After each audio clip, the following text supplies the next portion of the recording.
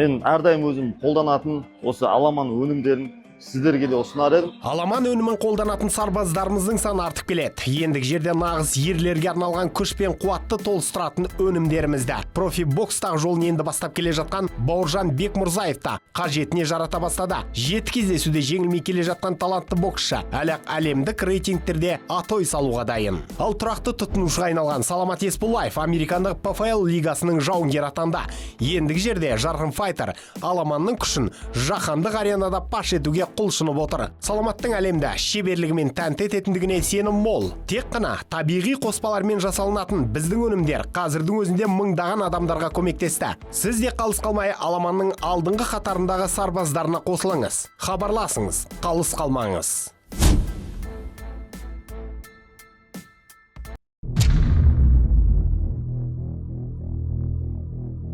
Ассалаумағалейкум. Қалдарыңыз қалай, қадірменділер? Өткен аптаның соңында дүрс еткен жаңалық ол Жәнібек Әлімханұлыға қатысты болды. Қазақ чемпионына WBO үкім шығарды. Олар біздің боксшыны 1 жылға спорттан аластатты, дегенмен чемпиондық белбеуін өзінде қалдырды. Бұл жаңалық шыққанда өз көзіме өзім сенбедім. Бұл қалайша? Не деген таңғы жайып жағдай деп. Өйткені бұрын соңды профбокс тарихында мұндай болып көрмеген. Болса да менің есімде жоқ. Әйткенмен мұндай жомарттықтың астарында не жатыр? Бұл оған көрсетілген көмек пе әлде қитұрқылық жол ма? Ол жағын сәл сараптап көрсем деп отырмын. Допинг негізі ағзадан табылды. Тексеріс барысында бұл препарат шұғыл медициналық көмек көрсетілу барысында егілген екен. Ешқандай жағдайда спорттық басымдық алу үшін жасалынған емес. Сондықтан спортшының қимылы арам ойсыз жасалынған қадам делінді. Бұл жерде көптеген сұрақтар туындайды. Жәнібек не үшін жедел жәрдем көмегіне жүгінді? Үлкен чемпиондық жекпе-жекке дайындық барысында қиын жағдайға тап болғаны ма? Олай болса, неге мұны жасады? Олар мәлімдемелерінде ешқандай артық дәрі қабылдамадық. Бұрыннан пайдаланатын дәрумендерді ғана аштық деді ғой. Мұнда күмән өте көп. Бірінші ретте ақтаушы тараптан. Біз білеміз, WBO ұйымы WBC-ден кейінгі үлкен коррупцияға былыққан ұйым. Түрлі махинациялар бар оларда. Осының бәрі әдейі жасалынған шарама деген күмәнді жоқ емес. Бірінші, үлкен сыннан Жәнібек таластатып, сосын бәрін жуып шайып орнына келтіре салу деген. Әйтпесе тіптен миға сыймайды. Қазақстайлық олар талапты қойған шығар. Біздің шығарған вердикпен келсесің, сол кезде бәрі дұрыс болады деп.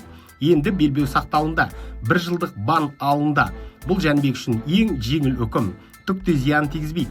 Бірақ жылдап жинаған беделден дымда қалған жоқ. Енді қит етсе, тексеретте тұрады. Бұл нені білдіреді? Бұл енді Жәнібек басқа профилермен бір қатарда емес деген сөз. Заманауи профспортта жетілдірілген медицинаға жүгіну қалыпты іс. Барлық дерлік спортшылар үлкен сыздар аралығында ағзаларын түрлі препараттармен қалыпқа келтіріп отырады. Ең бастысы дер кезінде ағзадан тазалап отыру керек. Ал Қазақстан қара тізімге іліккен спортшы ретінде мұндай жасау қиын болмақ. Оны әрбір күні, әрбір уақытта, әрбір минутта келіп тексере береді. Бұл түбінде оны әлсіретіп тынуы мүмкін. Бір сөзбен, боксшымыз қарусыз қалды. Жәнібек негізі орта салмаққа тым ірі. Жартылай ауыр салмақта жүрген Дмитрий Биболдан әлде қайда денелі. Ал мұндай ірі денемен қалайша ол орта салмақ лимитіне сай келіп жүр? Әрине, ол өте көп салмақ қуады. Бұған дейін денесі мұндай қысымды жеңіл көтере беретін. Әйткенмен жыл өткен сайын ол қиындайды. Сүйек ауырлайды, ағзаға қажетті майлар мен бұлшық еттер кетуі қиындамақ. Міне осындай кездерде тезірек қалпына келу үшін тиімді препараттар қажет болады. Оларсыз дер кезінде өзіңді жинап алу қиынға соқпақ. Бір ғана мысал келтірейін, ол Субрель Матиас. Бірінші жартылай орта салмақта ол шетінен қырып келе жатқан боксшы болды ғой. Ұрғанын құлатып алды, оның соққысынан көз жұмған тәжірибеде кездесті. Осы пуэрто-рикалық былтыр остариммен ұсталған еді. Дегенмен американдықтар оған да жылы қабақ танытып, бәрібір үлкен кездесуді өткізуге рұқсат берген. Бірақ ағзаны қолдап тұратын препараттардан ол құралақан қалғаны белгілі. Нәтижесінде Далтон Смитпен болған бәсекеде біз өзіне тым ұқсамайтын әлсіз боксшыны көрдік. Қорытындысы 5-ші раундтағы нокаутпен аяқталды. Осылайша ол топ деңгейлі боксшы деген атынан айырылды. Енді бұл салмақтың көшін бастаған Ричардсон Хатчинс пен Теофимо Лопестерге қауіп болудан қалды. Ары қарай енді ол қарабайлар қатарында. Жәнібек енді желтоқсанда оралады. Оған дейін британдық Дензел Бентли мен венесуэлалық Эндри Сааведра уақытша чемпиондық белбеуді сарапқа салмақ. Жеңіске жеткені сол желтоқсанда Жәнібекті күтетін болады. Енді Әлімханұлда таңдау құқығы да жоқ. Осы жекпе-жекке келісу керек. WBO істі осылай жапты. Ал IBF әлі шешім шығармады. Көптеген сарапшылар бұл ұйымның қаталдау екенін айтып, белбеуді боксшыға қалдырмайды деп болжауда. Өйткені екі белбеуді қалса, бір мезетте екеуін қорғау мүмкіндігі болмайды Жәнібекте. Мұнда енді жаңа чемпиондық жекпе-жек бекітіледі делінуде. Көрейік бұл іс немен тынарын. Енді әлемдік бокс қауымдастығы не деп жатыр бұл тұрғыда? Жақсы нәрсе айтып жатқан жоқ. Допингпен ұсталсаң да чемпион болып қала беру бокстағы 200-ліктің шыңы болды деп жариялауда. WBO абсурд пен 200-ліктің жаңа деңгейіне көтерілді. Жәнібек Әлімханұлы допингпен ұсталғаны расталса да, оны ақтап шықты.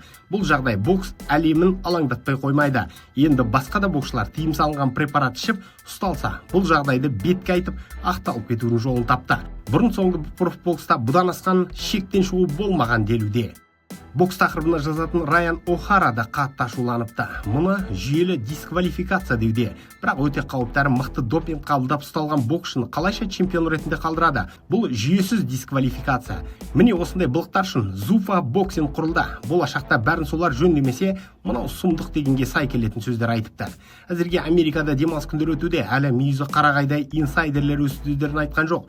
Олардың да үнсіз қалмайтындығы анық.